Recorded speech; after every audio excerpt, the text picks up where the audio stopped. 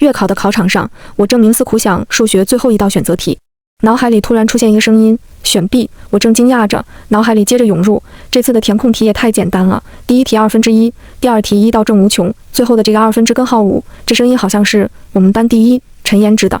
我慌了，怎么回事？还能幻听不成？看着最后一道选择题，心想反正也不会，蒙就蒙上了。可当我算了2个填空题之后，这个答案和我刚刚听到的声音的答案一模一样。我难道真的能听到我们班学霸陈妍之的心声？这个几何题的辅助线应该先连接对角，再延伸另一条边，相交于平面外隅一点，设个就用我家乔乔的首字母吧，余一点 Q， 然后再什么情况？乔乔不是我吗？我什么时候成他家的了？我悄咪咪地偷看了一下坐在左前排的陈妍之，他神色认真，侧脸冷淡，手下的笔游刃有余，不停地写着。哎，不知道这次排位置能不能和乔乔当同桌？要是还排不上，我就去找班主任，竞赛需要我，他一定会答应的。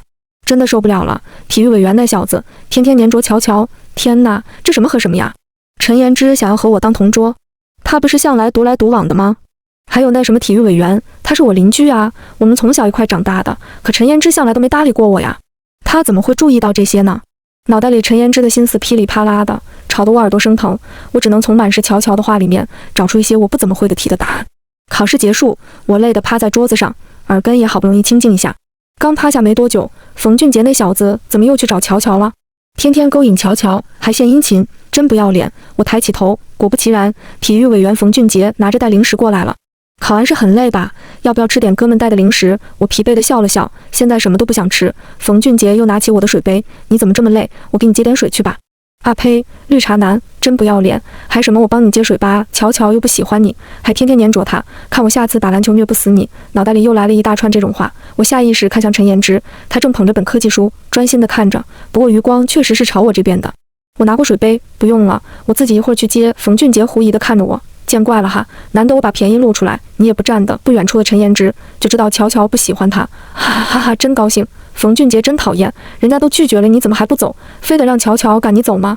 考完是脑细胞用完了，好累。冯俊杰见状，那行，你先休息着。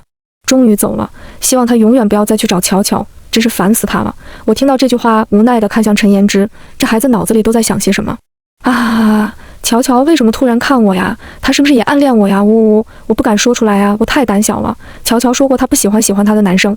闺蜜小柔过来找我问问题，她哭丧着脸，这最后一题问了好多人了，他们都不会。乔乔你做出来了没啊？这最后一题确实很难，不过陈妍之倒是做出来了。我虽然基础不差，但也没到那个能力，所以还是没做。我摇摇头安抚她，这个题有点超纲，我也没做出来啊。乔乔，你都做不出来，那我咋办呀？我们数学老师请假，老师要课代表去讲题。他虽然给我答案了，但我还是看不懂。我出主意，那这道题先空着吧，到时候让老师讲。我记得你们班有个竞赛生啊，他肯定会吧？我心虚，有是有，我感觉他脑子不太正常。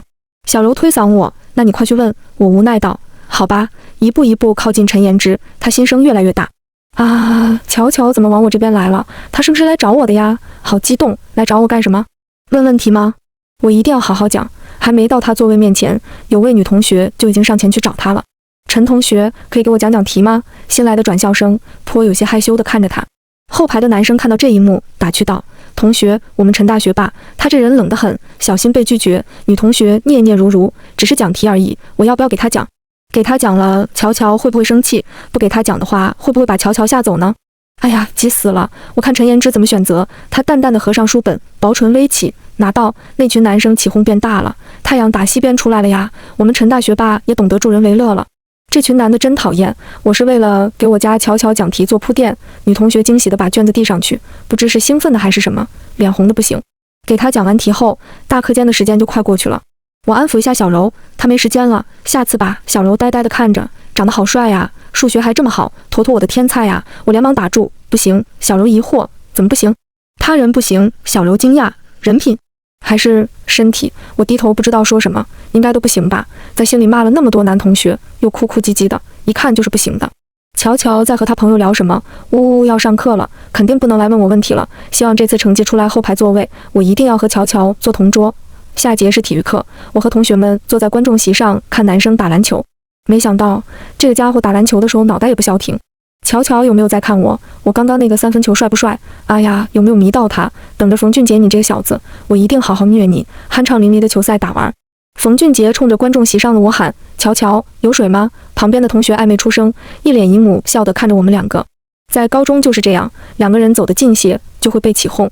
下次得和冯俊杰好好讲讲，我俩避着些。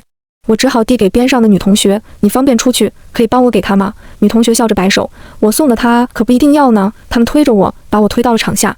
奇怪的是，此时脑海里却没有陈妍之的任何心声。我想着快刀斩乱麻，隔着人群抛过去就算了。我喊了一声冯俊杰，将水抛过去。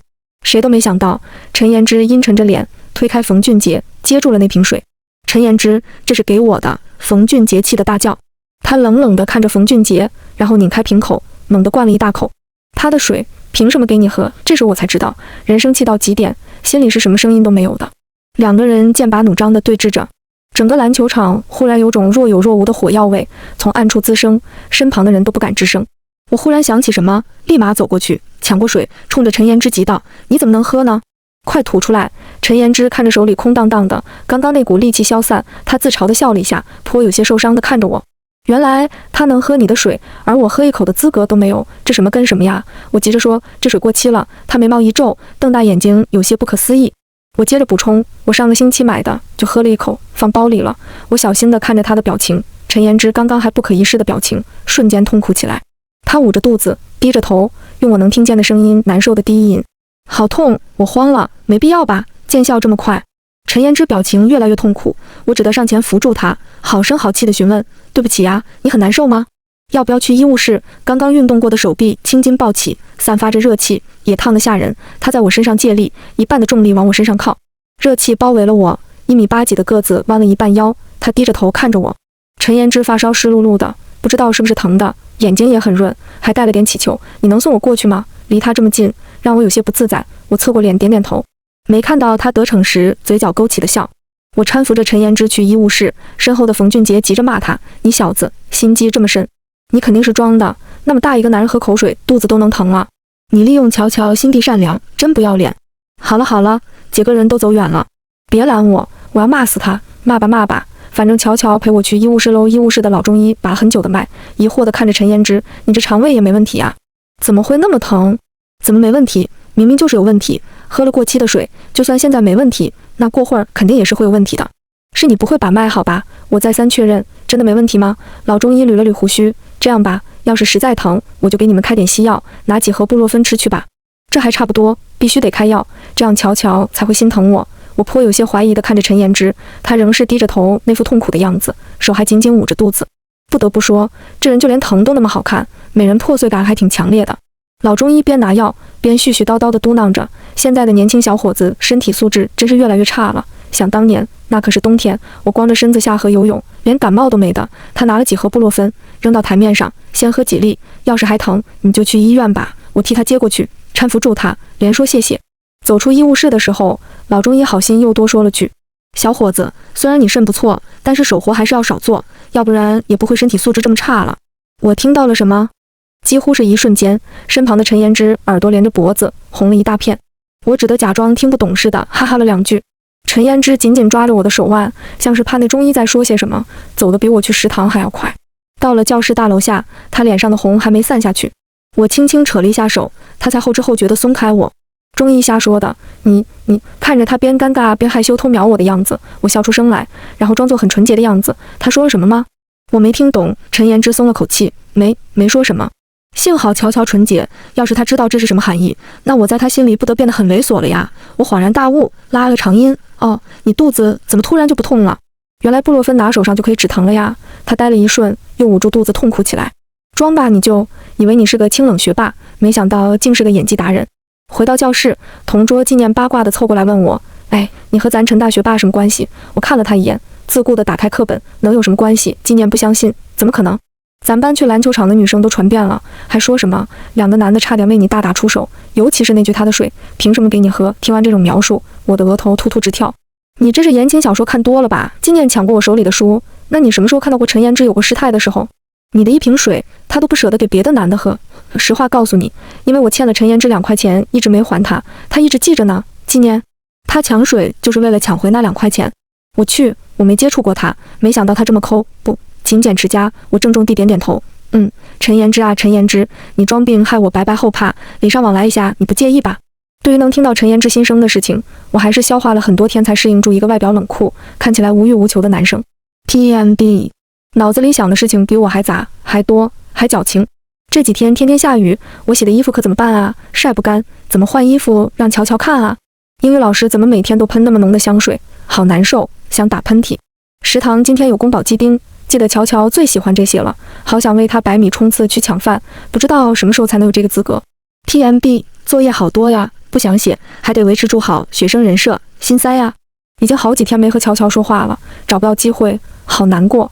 而对于他喜欢我这件事，我也不知道该怎么办。这种时间和他摊开说，对我们2个都不太好。自习课上，有个隔壁班的同学敲门，轮到你们班的去做体检了。今年率先扔下笔啊，终于可以去晚会了。一大班的同学分成男女2队，按学号一个接着一个进去体检。乔乔怎么在那么后面啊？幸好冯俊杰这小子也在前面，不用担心他骚扰乔乔了。我在后面看着，一直动不动就不经意的往后看的陈言之，心里直笑话他死恋爱脑。没成想上个班的男生有些多，导致我们这边女生开始了很久了，还没轮到男生，搞到最后我和陈言之并排站着了。啊，好高兴，好高兴！陈言之拿着体检单，冷冷地立在那，一个眼神都不舍得施舍给我。我用余光瞥着他的侧颜，鼻梁高挺，眉毛也很浓密，眼睫毛还挺长，怪不得回到家拿到手机一看表白墙，都在问那个高中肖奈是哪班的。要不要说句话啊？可是说什么呀？我百无聊赖地摆着手，站的时间久了，活动一下筋骨。手里的体检单不小心滑到了陈言之的手臂，我连忙道歉，对不起呀，没事吧？他咽了咽口水，耳尖悄悄红了，有些慌张地看了我一眼，又立马收回了视线，说话也磕磕绊绊的，没事。他是怎么做到这么高冷，又这么害羞，还能偶尔诡计多端的？那你病好些了吗？啊，陈言之先是疑惑，后又恍然大悟，哦，好多了。我点了点头，没再和他讲话，低下头看着手表，光体检已经等了1个小时了，我一会的理综卷子怎么做完，又要熬夜了。陈言之一会不经意地看向我，一会又踌躇着不知道说些什么。终于他鼓起勇气，谢谢你啊。我纳闷，什么？谢谢你陪我去医务室。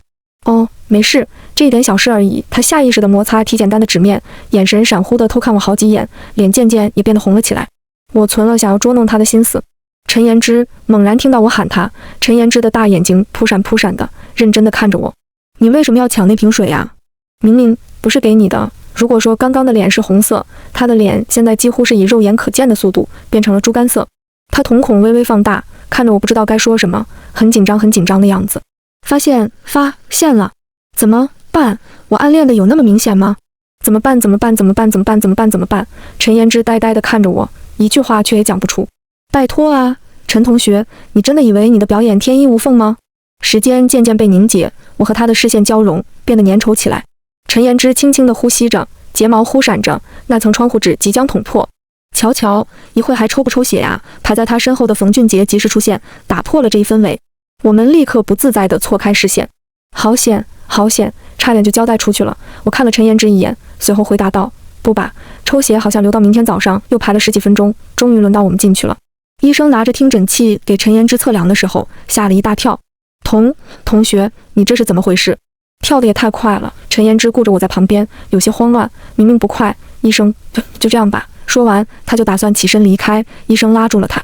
不对呀，这跳得越来越快了，不行，得去做个心电图。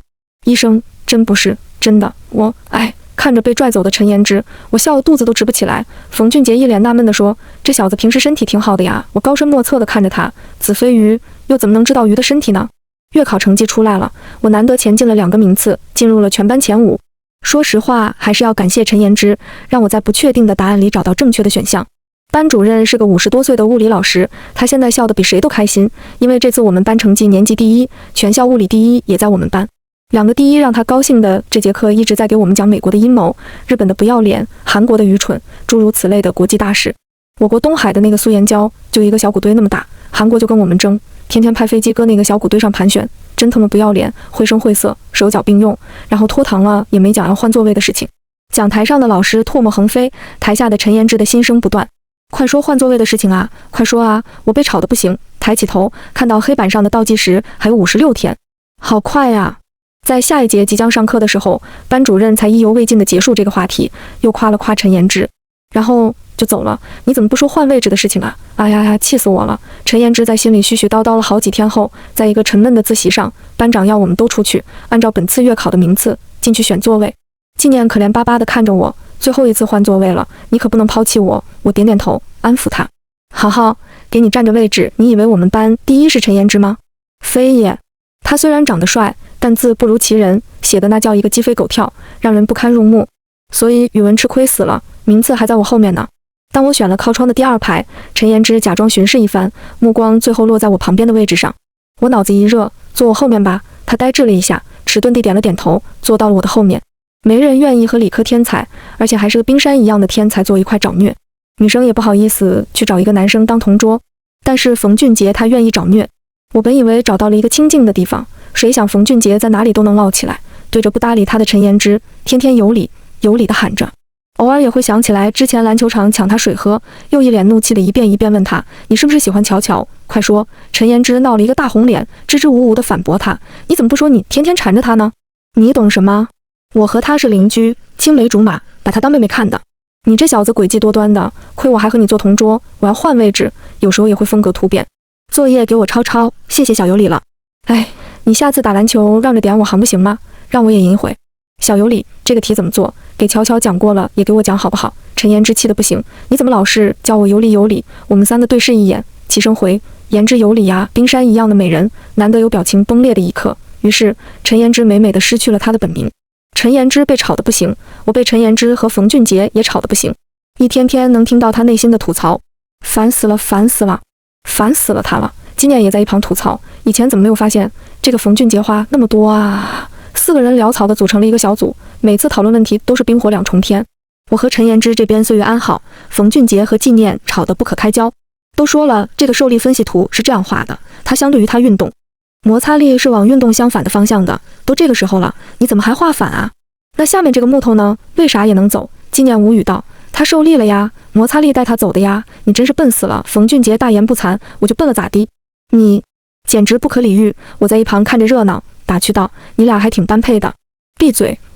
陈妍之看我吃瘪的样子，情不自禁地笑了出来。我拉下来脸，没好气对他说：这个粒子的运动轨迹你怎么画出来的？快教教我。陈妍之，今天轮到我们组打扫卫生了，谁扫地，谁擦黑板，谁倒垃圾桶呢？我连食堂都还没去，这边就要开始打扫卫生了。不得不说，学校设定的时间真是奇怪，打扫完卫生就没时间吃饭了。纪念趴在桌子上补觉，他瓮声瓮气地回：这样，陈大学霸去擦黑板，小杰子去扫地，你俩干完正好去倒垃圾。他打了一个打哈欠，我和乔乔就补会觉，困死了。冯俊杰一听炸了：纪念，你也太懒了，这不公平。有理，你说呢？陈妍之整理了一下课本，这样的确不行。冯俊杰很是受用。对啊，不行。陈妍之看着我饿得不行，他害羞地笑了笑。早上还是得吃饭的，你和乔乔应该去食堂。没错。什么？有理，你哪一队的？之前的陈妍之与其说他是高冷，不如说他只是在我面前的社恐，对起冯俊杰来一套一套的。陈妍之叹了一口气，拍了拍他的肩膀，在我们组，女为尊，男为卑。你一个男的，忍心看2个女孩子饿肚子吗？不是，那我就能饿肚子了吗？下一秒他手里就被塞了一个扫帚。我和纪念去食堂，打道回府的时候，他磨磨蹭蹭的在煎饼果子旁不肯动了。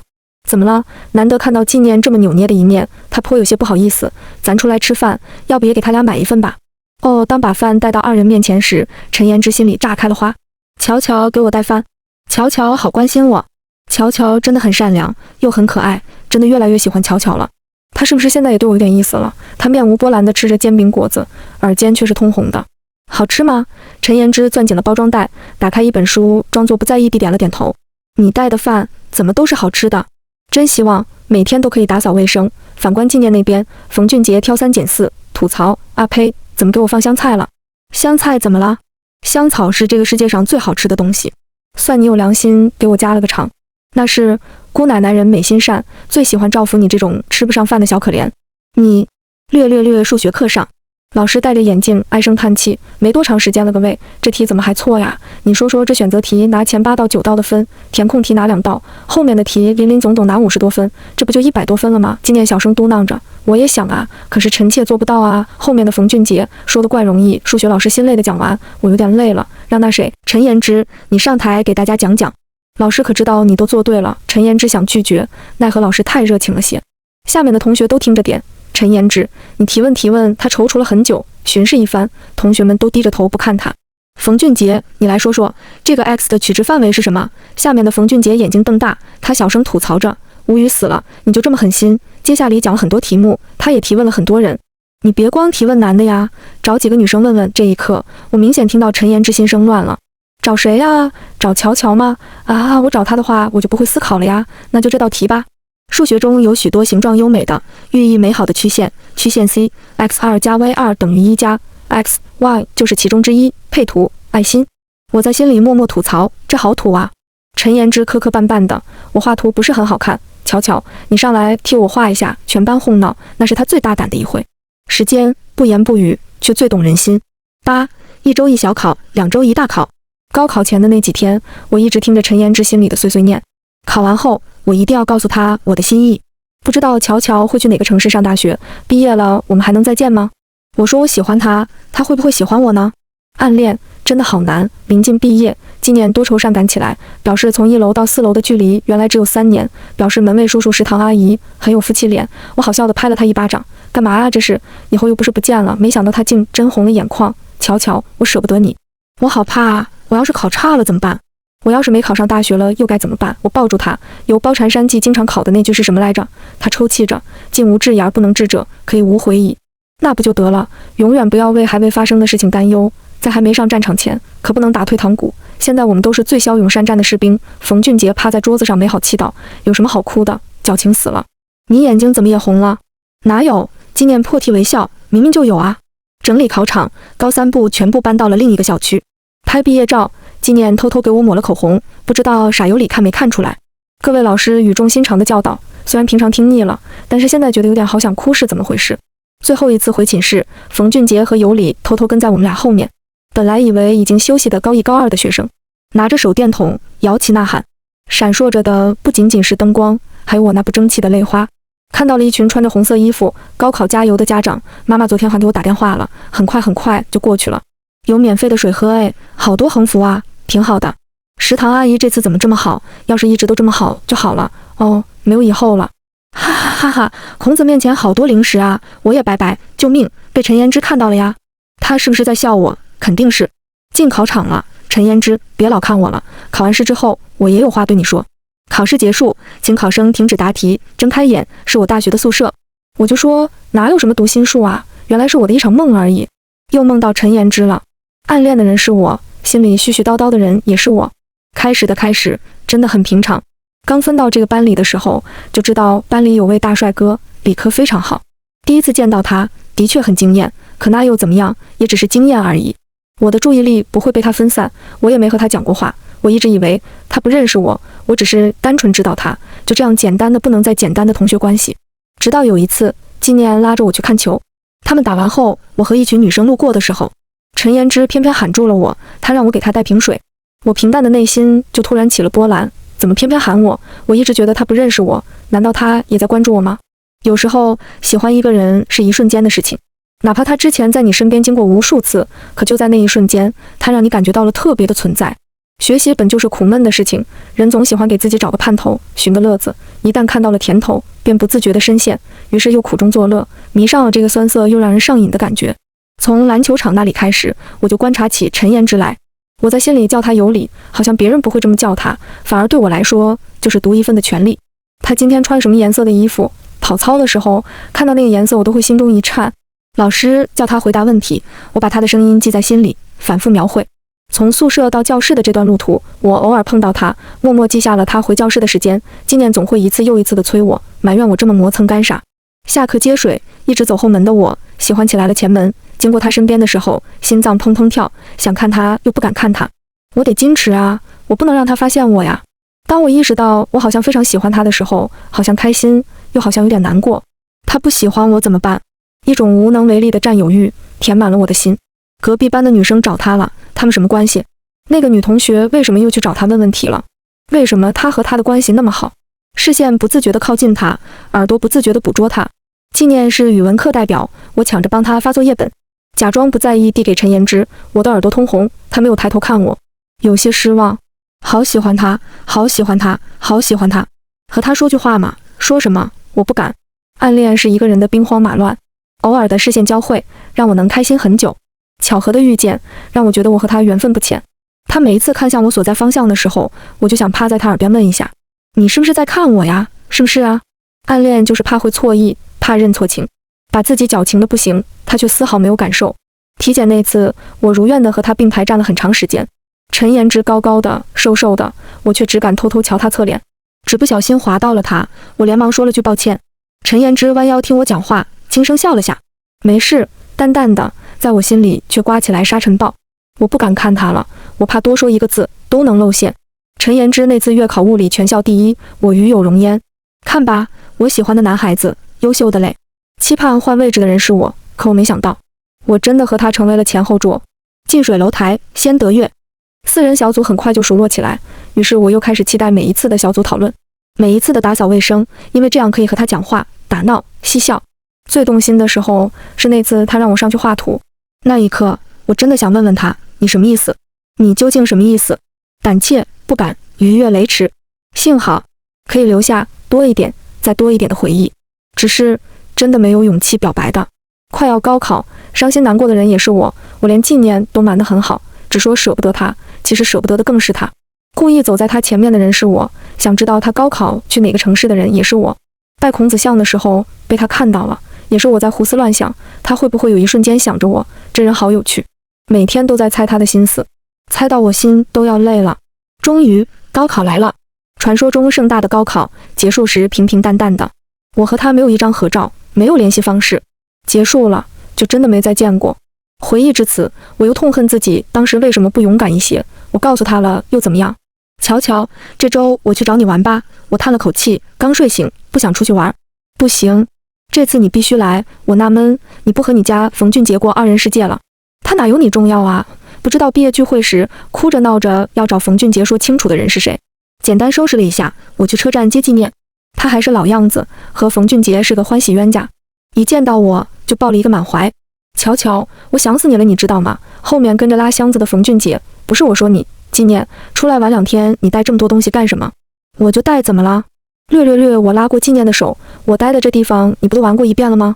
还来玩干什么？哎呀，人家就是想你了吗？我笑了，不是，你身后站了一个人，很熟悉的气息。纪念识相的把我转了个弯，对上了抱着一大束玫瑰花的陈妍之。他变化不大，依然清爽帅气，就是拿花的手有些抖。乔乔，有女朋友吗？不是，做我男朋友。哎呀，也不对，你和我俩，我愿意。原来那些你觉得似是而非的情绪都不是错觉，因为有个人同你一样，也在苦恼着，受着这些让人又爱又恨的痛楚。陈妍之高兴地把花给扔了，这还真是和我梦里的他一模一样啊。